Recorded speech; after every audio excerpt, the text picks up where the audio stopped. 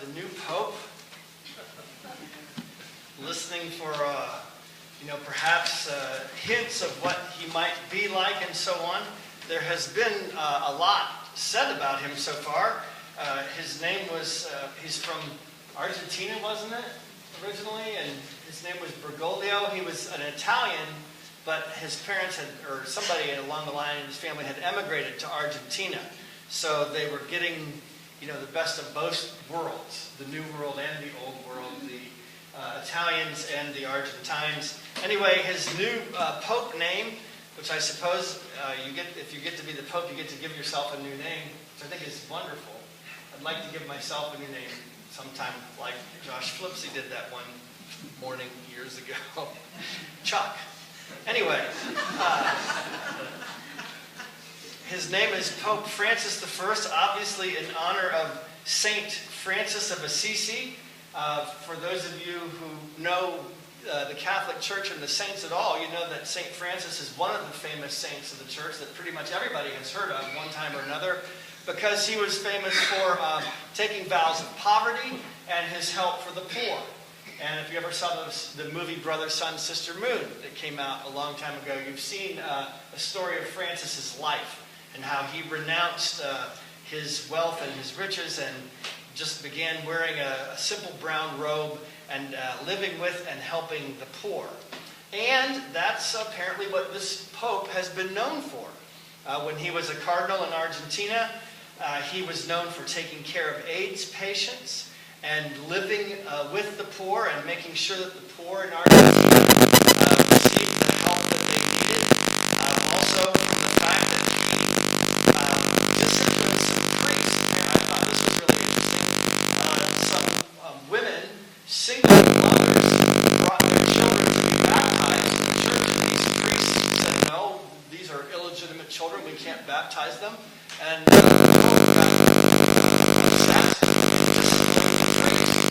how can you refuse baptism to the children who are coming to the church? So he disciplined some priests there in Argentina because they wouldn't baptize, at least initially, they wouldn't baptize some of the children. Much has been made of his simple lifestyle. You've probably heard that he lived in his own apartment, which he will probably continue to do in the Vatican. He cooked for himself, did his own, housekeeping and so on, and took public transportation. In fact, people said that when they first announced that he was the Pope, all the cardinals got onto these buses to go to the next place where they were going to have a worship service, and they assumed that the Pope would ride by himself on his own Pope, and he didn't get on the bus with everybody else. And so they were looking for the Pope. They couldn't find him, and he got off the bus last after everybody else got off the bus. So, a humble man. He broke with tradition by normally when they announced the Pope stand up on a raised dais above everyone else, and so he looks taller. I don't know if that's why they do it, or if they just want to elevate him in a physical way to show that he's one among many, the first among he didn't stand on the dais. He didn't have a platform. He stood just amongst the cardinals down on their level. And all of those things about this new Pope are saying something about him.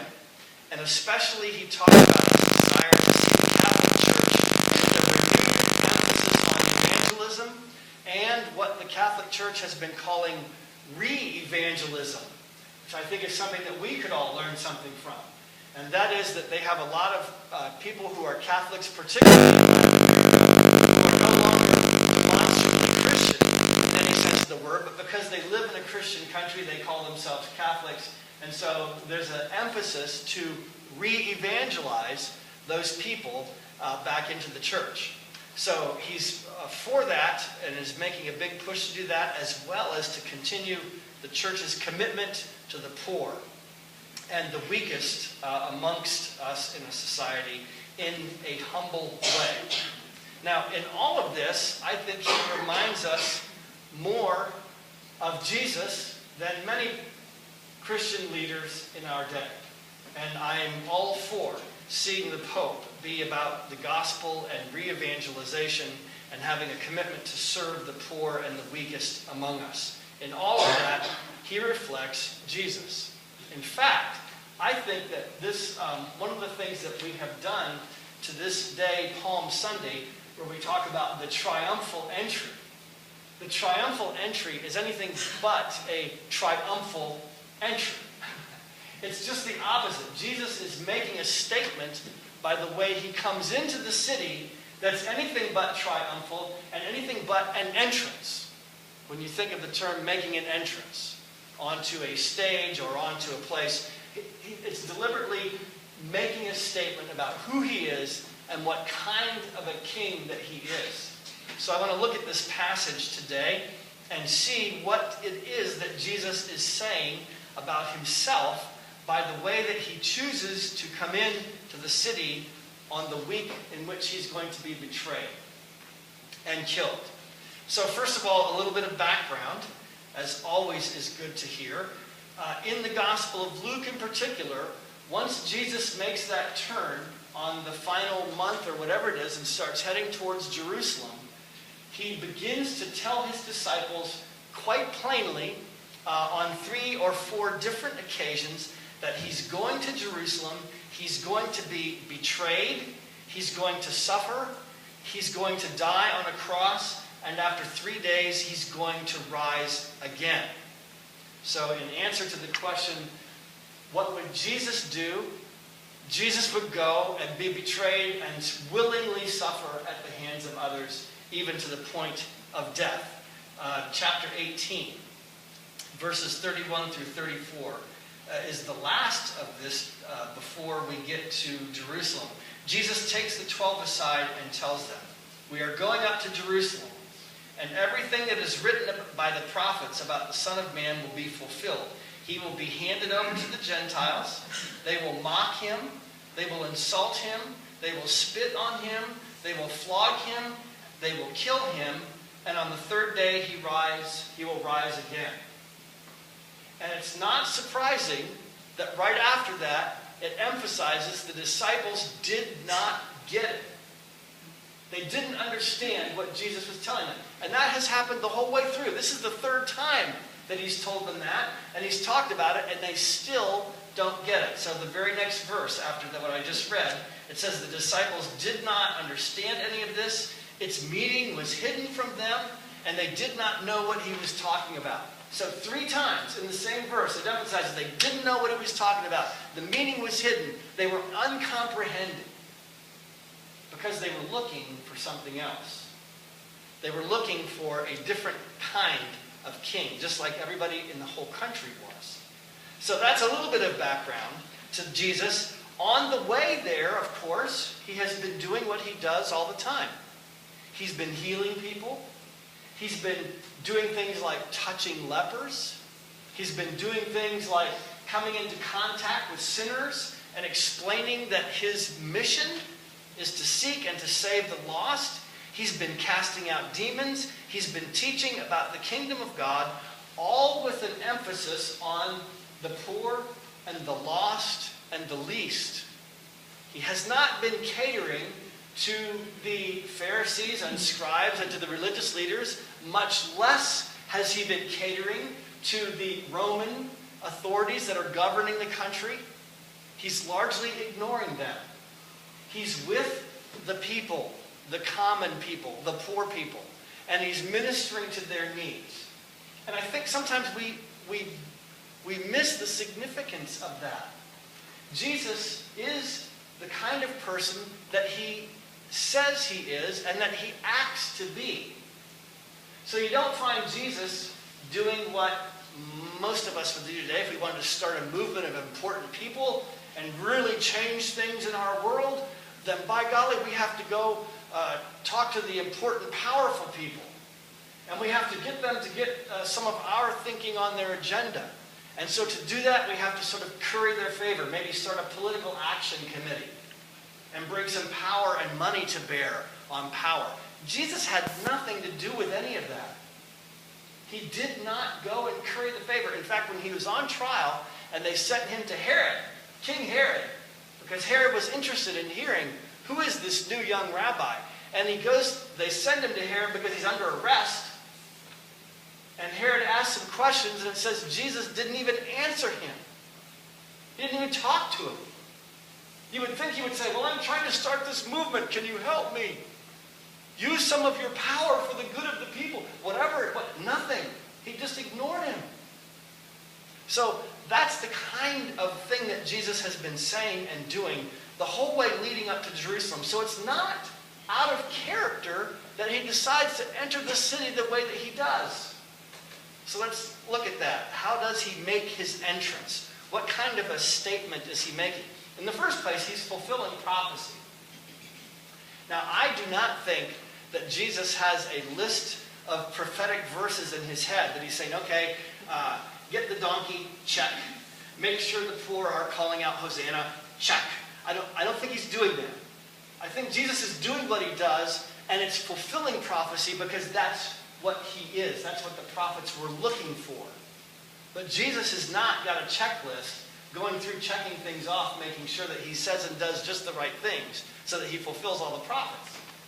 He's not. He's being who he is, and lo and behold, that's what the prophets were talking about.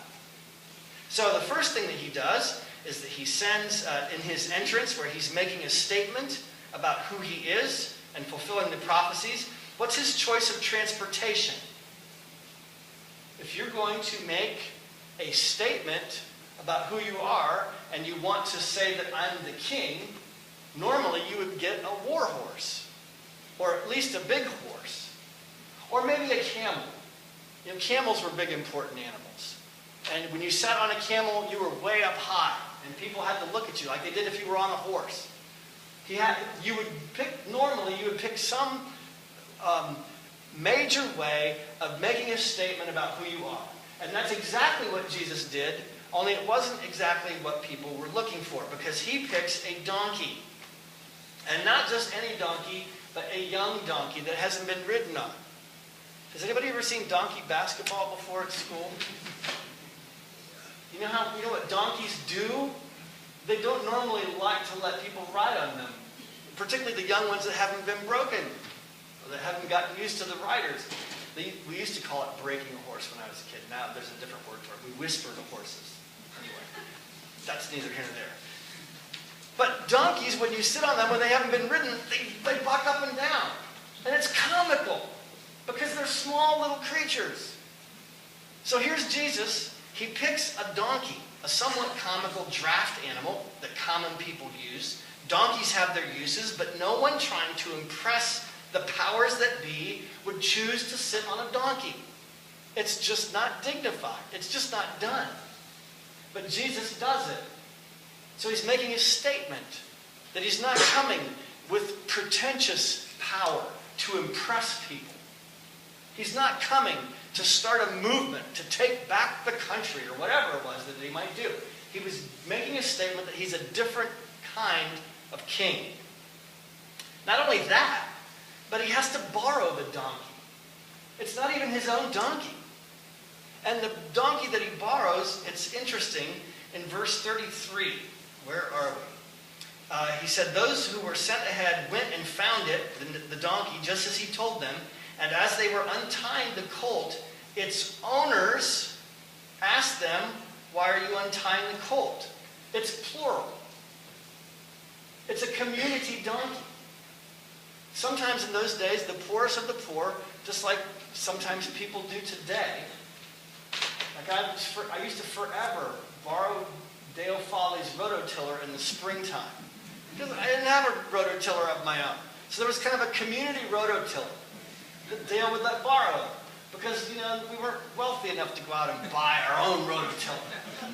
That's what this is happening here. It's a community donkey. And when they go up, they say, hey, the Lord has need of that. And there's a whole group of people standing around that own the donkey. And one of the guys probably said, well, I had him scheduled for this morning. I was going to take some. No, the Lord has need of it. Okay, take them. It's a community donkey from poor people that Jesus has to borrow to make his entrance.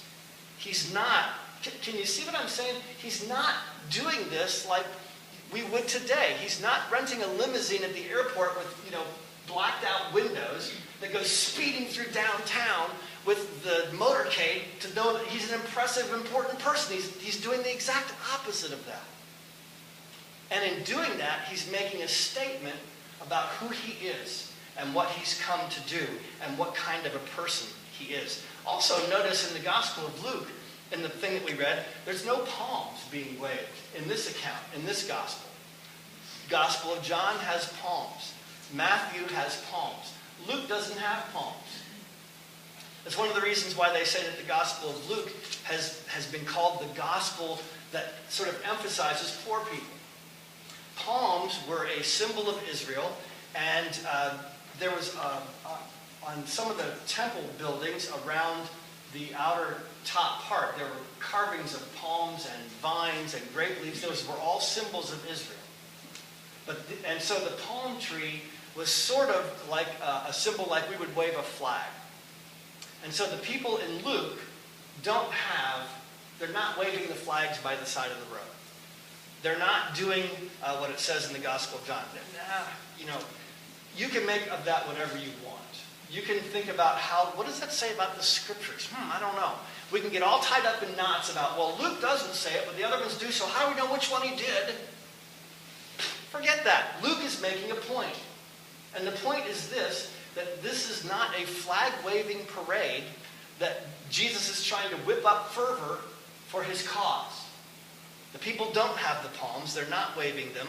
And there's not even the hosannas talked about here. It says the crowd is joyfully praising God in loud voices for all the miracles they had seen, saying, "Blessed is the King who comes in the name of the Lord, peace in heaven and glory in the highest." So they're praising God for all the things that they had seen. What things had they seen? What are they praising God for? They're praising God because they had seen blind beggars healed.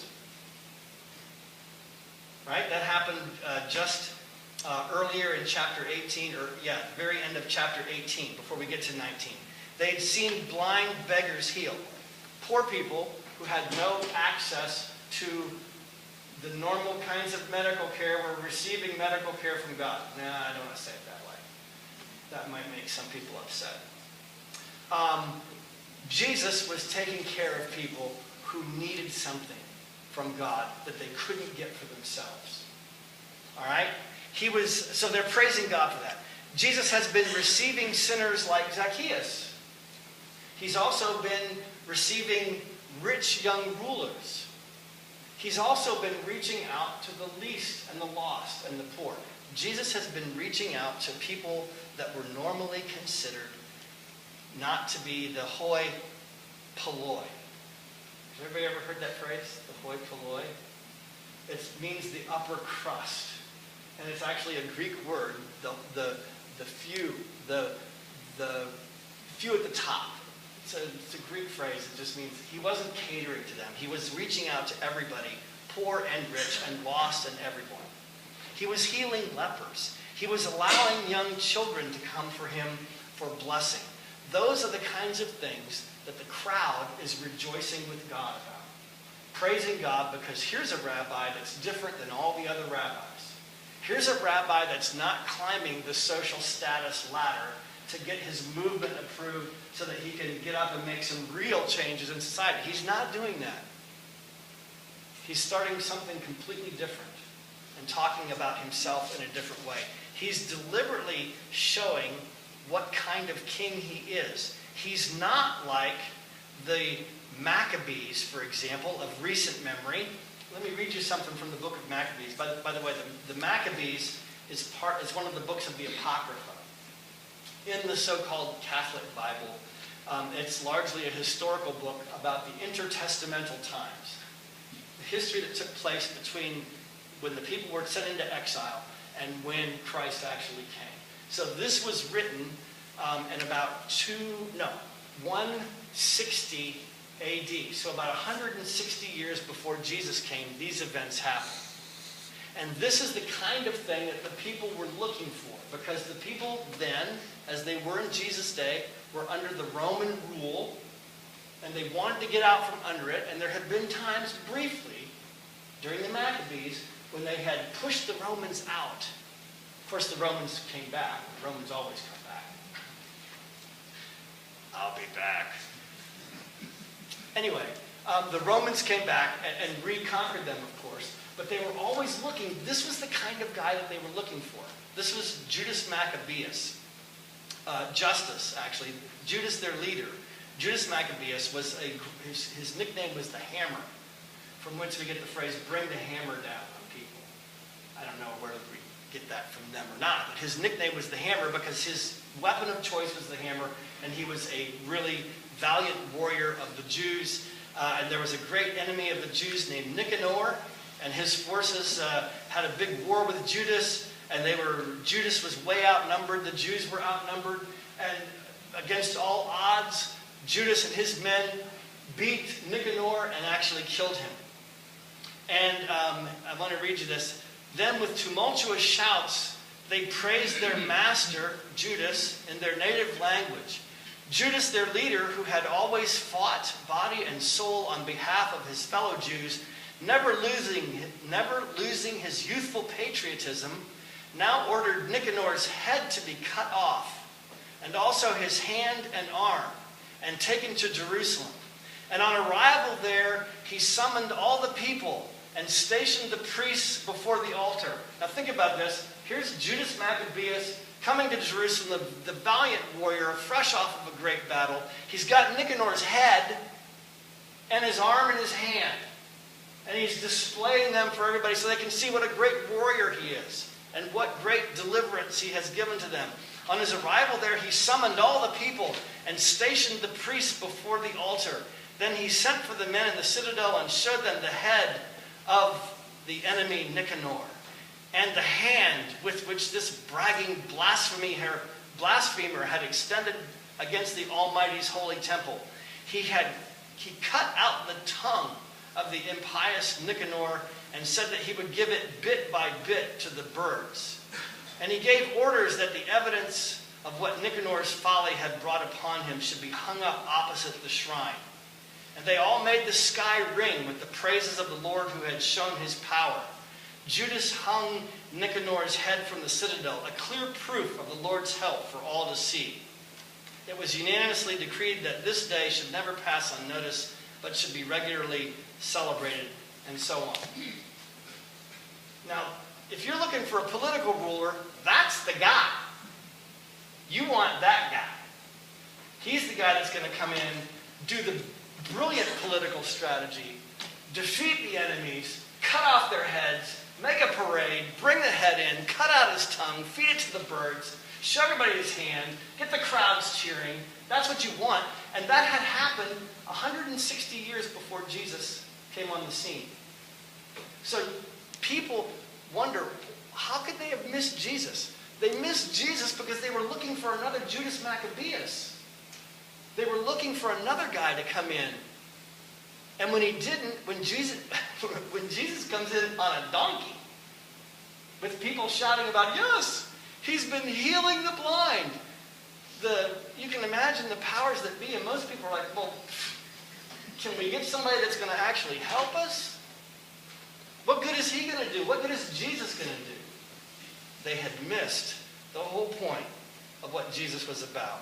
No, Jesus is not that kind of king. And his kingdom is not that kind of kingdom. Jesus' kingdom is a kingdom focused on bringing God's peace to the world. Bringing peace between human beings and God, because he had said that he must go to Jerusalem and die. He had to give up his life for our sake, so that we could be reconciled to God. But he's also doing more than just reconciling us to God. He's also showing us a new kind of kingship and a new way to live with other people. Not being the kind of king that is going to go in and be a military ruler. He said plainly that he's going to Jerusalem not to kill his enemies, but to let his enemies kill him. Only in this way, in the way of the cross, could he reconcile people to God, forgiving our sins, calling us to a new way of life through the new covenant. And that's what this reminds us of.